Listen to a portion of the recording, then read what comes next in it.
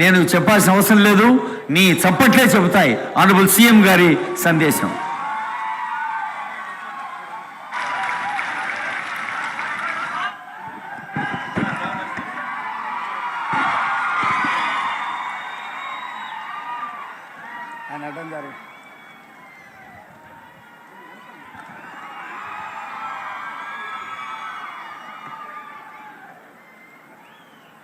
మిత్రులారా, చాలా సంతోషం. ఈరోజు భద్రాచలంలో భద్రాద్రి రాముడు సాక్షిగా వారి ఆశీర్వాదం తీసుకొని పేద ప్రజల యొక్క చిరకాల కోరిక, ప్రతి దళిత గిరిజన బడుగు బలహీన మైనారిటీ వర్గాల యొక్క ఆత్మగౌరవం ఇందిరమ్మ ఇల్లు. పేదవాడు గ్రామాలలో ఆత్మగౌరవంతో బ్రతకాలి, 10 మంది ముందు తలెత్తుకొని నిలబడాలి అని అంటే ప్రతి పేదవాడికి సొంత ఇల్లు ఉండాలి అన్న ఆలోచన ఆనాడు ఇందిరమ్మ చేసి లక్షలాది ఇందిరమ్మ ఇల్లు పేదవాళ్లకు ఆనాడు కాంగ్రెస్ ప్రభుత్వం ఇచ్చింది. మళ్ళీ ప్రజాపాలన వచ్చిన తర్వాత ఈరోజు భద్రాచలంలో మా ఆడబిడ్డలు వేలాది మంది తరలి వచ్చి ఆశీర్వదిస్తే ఈరోజు మళ్ళీ ఇంత బ్రహ్మాండమైన కార్యక్రమం గృహ నిర్మాణ శాఖ మంత్రివర్యులు పొంగులేటి శ్రీనివాసరెడ్డి గారు, ఈ కార్యక్రమానికి ముఖ్య అతిథులుగా ఉప ముఖ్యమంత్రి బట్టి విక్రమార్క గారు, వ్యవసాయ శాఖ మంత్రి తుమ్మల నాగేశ్వరరావు గారు, మంత్రివర్యులు ఉత్తమ్ కుమార్ రెడ్డి గారు, కోమటిరెడ్డి వెంకటరెడ్డి గారు, దుద్దిల్ల శ్రీధర్ బాబు గారు, కొండా సురేఖమ్మ గారు, సీతక్క గారు, మిత్రుడు పొన్నం ప్రభాకర్ గారు, మంత్రివర్గ సహచరులు, ఖమ్మం జిల్లాల శాసనసభ్యులు, కాంగ్రెస్ పార్టీ నాయకులు, గృహ నిర్మాణ శాఖ అధికారులు, పాత్రికేయ మిత్రులు, ఆడబిడ్డలందరూ కూడా మిట్ట మధ్యాహ్నం అయినా కూడా ఈ మంచి కార్యక్రమంలో పాల్గొని ఇందిరమ్మ ప్రభుత్వాన్ని ఆశీర్వదించడానికి వచ్చినందుకు మీకు అందరికీ మనస్ఫూర్తిగా ధన్యవాదాలు, కృతజ్ఞతలు.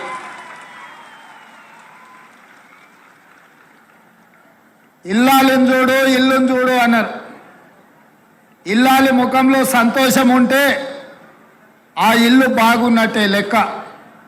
ఇంటి పెత్తనం ఆడబిడ్డ చేతిలో ఉంటే ఆ ఇల్లును చక్కదిద్దే బాధ్యత ఆడబిడ్డ తీసుకుంటుంది. అందుకే ఈరోజు ఇందిరమ్మ ఇండ్లు తెలంగాణ రాష్ట్రంలో దాదాపుగా 4.5 లక్షల ఇండ్లు 22,500 కోట్ల రూపాయలతోని పేదవాళ్ళు ఆత్మగౌరవంతో బ్రతకాలి, ఇందిరమ్మ ఇల్లు ఇవ్వాలి అన్న ఆలోచనతోని ఈరోజు ఈ కార్యక్రమం తీసుకున్నాం. ఈ ఇందిరమ్మ ఇల్లు ఇంటాయన పేరు మీద కాదు, మా ఆడబిడ్డల పేరు మీదనే ఇవ్వాలి అని చెప్పి ఇవాళ మన ప్రభుత్వం నిర్ణయం తీసుకున్నది. ఇంటి పెత్తనమే కాదు, ఇంటి పట్టా కూడా ఆడబిడ్డ పేరు మీద ఉండాలి. అప్పుడే ఆ ఇంట్లో వెలుగులు ఉంటాయి, ఆ ఇంట్లో పిల్లలు చదువుకుంటారు, ఆ ఇల్లు గౌరవంగా సమాజంలో బ్రతకగలుగుతారని మా ప్రభుత్వం నమ్మింది. నేను ఎక్కువ ఉపన్యాసానికి పోను. గత 10 సంవత్సరాలలో డబుల్ బెడ్రూమ్ ఇల్లు ఇస్తా అన్నాడు.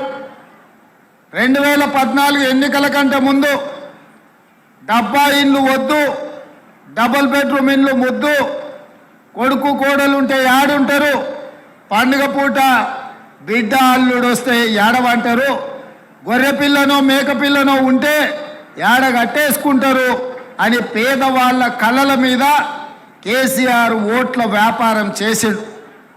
నిజంగానే ఇంతకాలం ఇల్లు లేక కిరాయింట్లలో ఉండలేక కిరాయి కట్టలేక సొంత ఇల్లు ఉన్న గుడిసెలోనో పేద ఇంట్లోనో ఉండే ప్రతి పేదవాళ్ళు ఆలోచన చేసిండ్రు. అయ్యో కేసీఆర్ సార్ ఏదో చెప్తున్నాడు, నిజంగానే మనకి ఇల్లు ఇస్తే పండుగ పూట కొడుకు కోడలు కానీ బిడ్డ అల్లుడితోని సంతోషంగా గడపొచ్చని.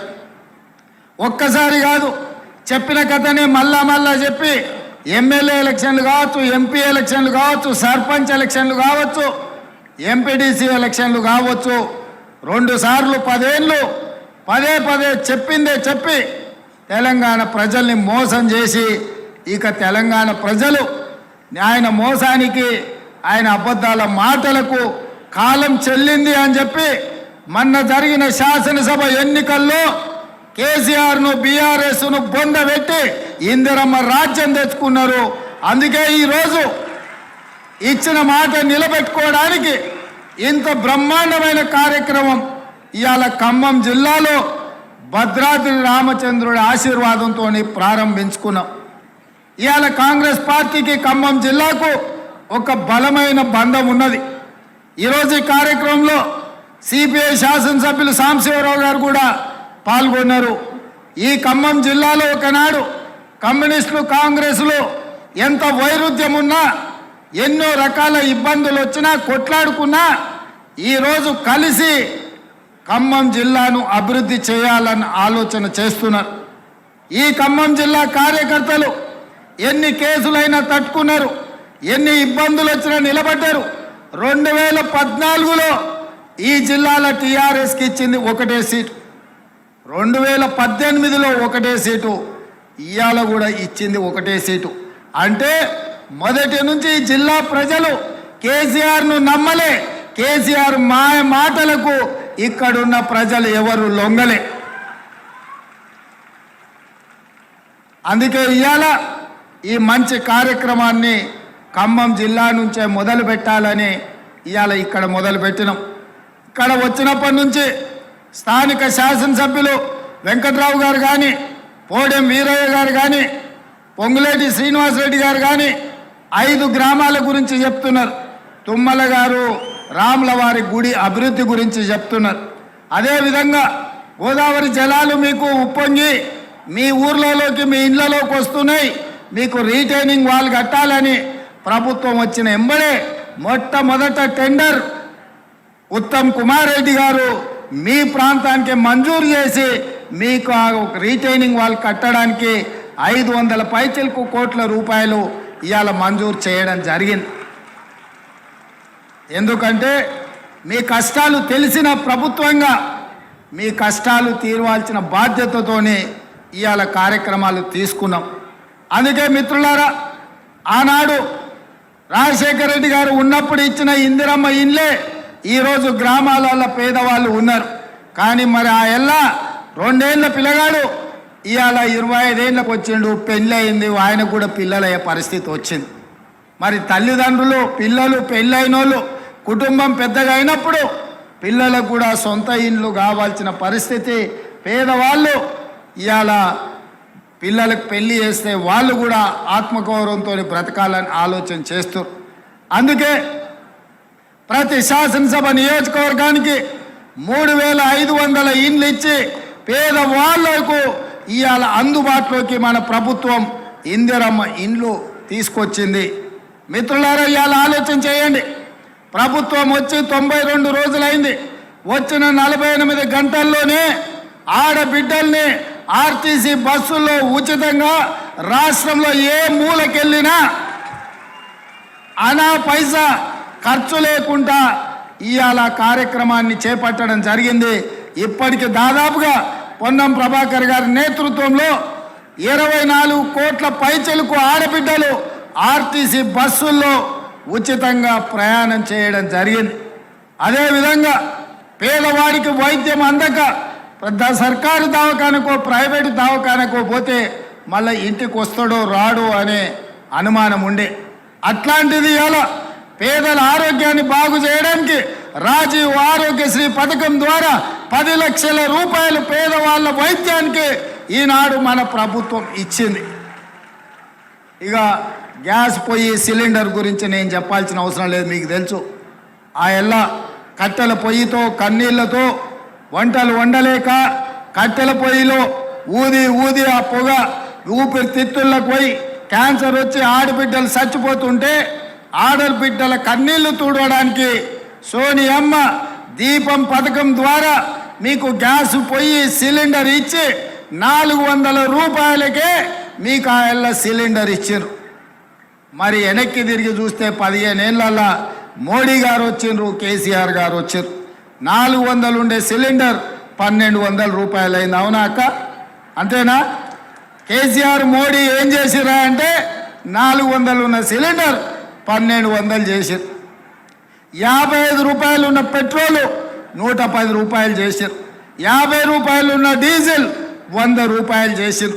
వీళ్ళిద్దరు కలిసి చేసిన ఘనకార్యం ఏందంటే 400 సిలిండర్ 1200 చేశారు. అందుకే ఎన్నికలప్పుడు స్పష్టంగా మళ్ళీ గ్యాస్ పొయ్యి సిలిండర్ అటక మీద పెట్టి కట్టెల పొయ్యికి వెళ్తున్న మా ఆడబిడ్డల్ని ఆదుకోవాలని కట్టెల పొయ్యి వద్దు 500 రూపాయలకే ఆడబిడ్డలకు సిలిండర్ ఇస్తామని మాట ఇచ్చి ఇవాళ ఆ కార్యక్రమాన్ని కూడా పెద్ద ఎత్తున మనం ప్రారంభించుకున్నాం. అదేవిధంగా వ్యవసాయానికే ఉచిత కరెంటు ఉన్నది. భూమి లేనోళ్లకు మరి కష్టాలు లేవా? మీరెందుకు వాళ్ళ గురించి ఆలోచన చేస్తలేరు అని బట్టి విక్రమార్క గారు ఆదిలాబాద్ నుంచి ఖమ్మం వరకు పాదయాత్ర చేసినప్పుడు పేదోళ్ళు వారి దృష్టికి తీసుకొచ్చారు. నేను కూడా ఈ భద్రాచలానికి వచ్చి పాదయాత్ర చేసిన, ఇల్లందులో చేసిన, ఈ ప్రాంతానికి వచ్చినప్పుడు పేదలు మాకు గుర్తు చేసిండ్రు. అయ్యా భూమి ఉంటేనే ఉచిత కరెంట్ అంటారు, మరి మా ఇంటి కరెంటు బిల్లులు మేము కట్టలేకపోతున్నామన్నారు. అందుకే ఆలోచన చేసి ప్రతి పేదవాడి ఇంటికి 200 యూనిట్లు ఉచితంగా కరెంటు ఇచ్చి మీరు టీవీ పెట్టుకున్నా, మీరు ఫ్యాన్ వేసుకున్నా, మీ ఇంట్లో ట్యూబ్ లైట్ పెట్టుకున్నా కరెంటు బిల్లు కట్టాల్సిన పని లేదు.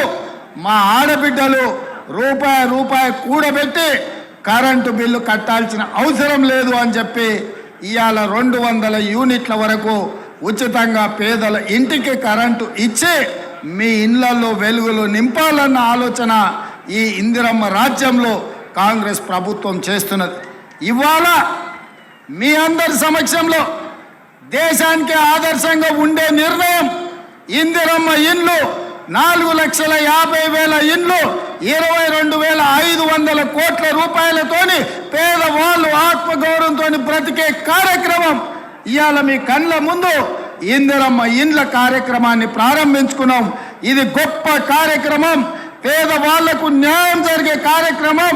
దీనికి సహకరించిన మంత్రులందరికీ మా ఆడబిడ్డలు పెద్ద ఎత్తున చప్పట్లు కొట్టి మద్దతు పలకండి.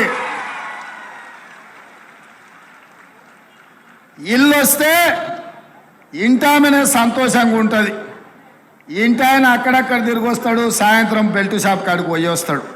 ఏమక్క అంతేనా?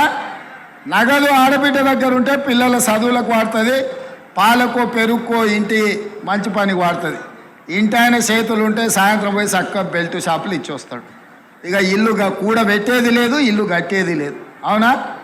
అందుకే ఇవాళ మా ఆడబిడ్డలు, మా అక్కలు సంతోషంగా ఉండాలి అని అంటే మేము ఆర్థిక మంత్రి గారిని అడగంగానే 22,500 కోట్ల రూపాయలు ఇచ్చి ఆడబిడ్డలను ఆదుకుందాం, అండగా నిలబడతామని ఇవాళ ఈ ఇందిరమ్మ ఇండ్ల కార్యక్రమం వేలాది మంది ఆడబిడ్డల సమక్షంలో ఈరోజు ప్రారంభించుకున్నాం.